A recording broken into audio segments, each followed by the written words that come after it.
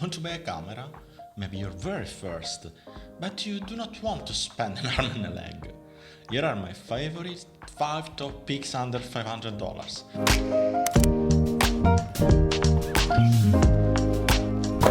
In this video, we will talk about film cameras. In the next installment, we will explore the digital options. That being said, these days buying used gear, $500 are often an exceedingly big sum for someone that's just starting out with film.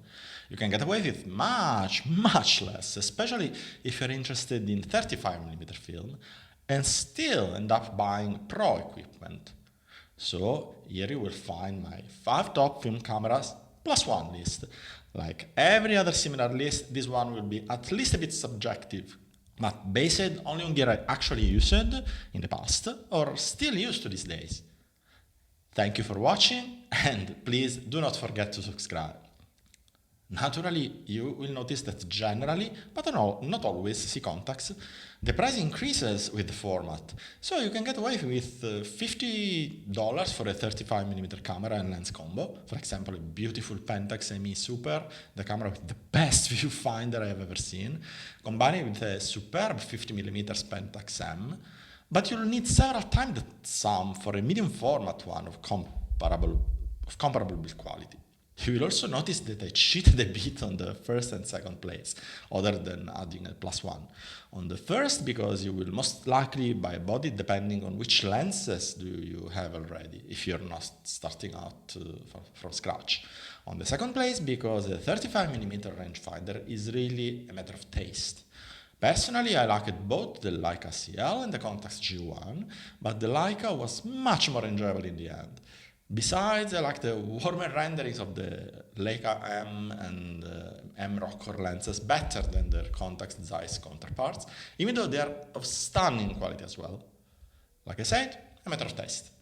Remember though that the Contax G1 is an autofocus camera, not a real rangefinder. It's more of a rangefinder style. As a side note, the Rolleicord, the two Fuji and the Olympus are all nearly silent in operation.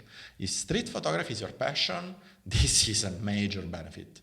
But I can tell you that even as a landscape shooter, it's nice not to have the peace of the forest suddenly disturbed by a huge clunk. Pentax 6x7 anyone?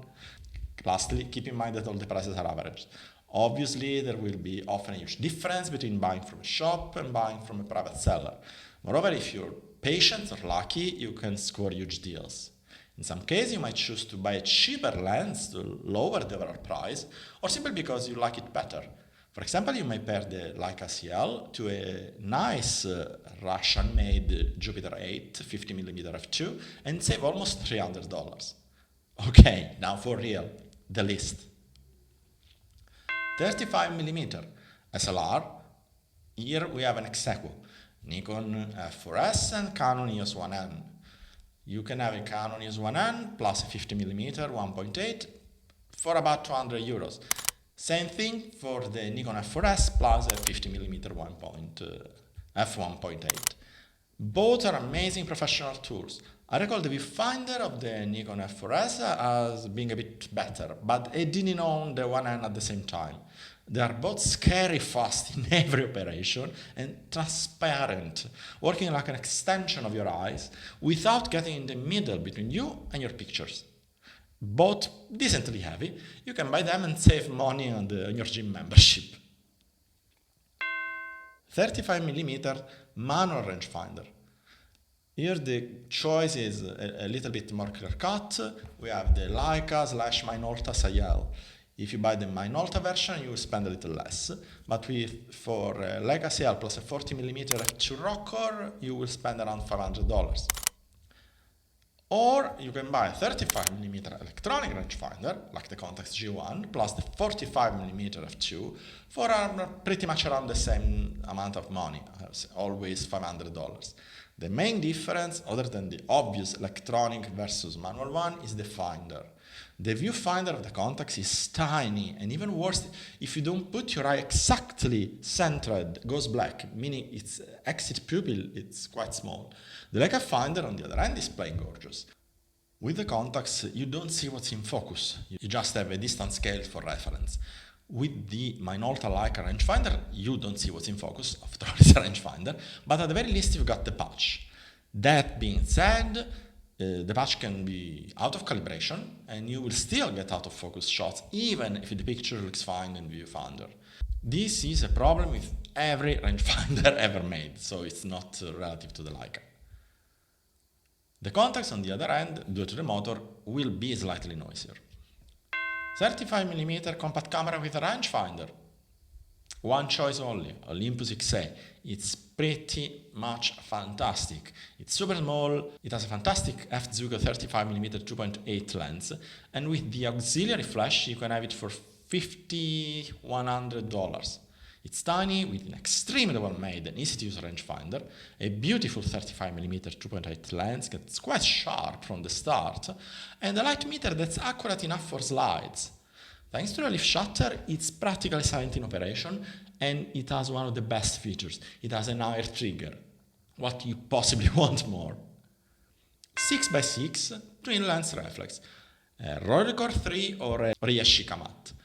You will pay for the Rolleicord 3 with a Schneider Xenar 75mm lens around $150. And pretty much the same for the Yashica matte, maybe slightly less. Both are really compact and lightweight cameras, barely the size of a Fuji GS645, but they shoot on 6x6. They are almost as sharp as an Hasselblad, but with half the weight and 1/4 of the cost. I used the Rolleicord under pouring rain without a hitch, and they're both silent in operation. 4.5x6 rangefinder. Here we have another fantastic choice, a Fuji GS645, that with an ABC Fusion 75mm, you can have it for around $500. Close the door of the camera and you can slide it in a jacket or cargo pants pocket. It has one of the sharpest lenses I ever had the pleasure to use, and with a beautiful render into boot. The rangefinder is a snap to focus, even better than the Leica ones, by the way, and in the finder you will see the exposure values as well. It's a killer combination with Velvia, slide film, and low ISO black and white films. The original Bellus, though, is prone to developing pinholes, but you can build your own if you're handy or have it replaced. Zero vibrations, nearly silent in operation, thanks to the leaf shutter. Bonus entry, 6x9 rangefinder. Another Fuji, the GW690, 1, 2 or 3. With for $500 you will most likely be able to afford the version 1, but they're pretty much the same. There is not a huge difference. They are a bit on the heavy side, but again, zero vibrations thanks to the extremely silent leaf shutter, so you can use them even handheld. Extremely sharp lens, again, with one of the best bokeh I've ever seen. It's a Fuji after all. The size is quite considerable, but for the format covered, they are indeed quite small. On the plus side, in winter, you can easily operate them even with no gloves. And the lack of whatever electronics means you can use them under pouring rain with zero concerns. Not for anything, they are called the Texas Leicas. Have fun and the pictures. In the meantime, you might be interested in this video here.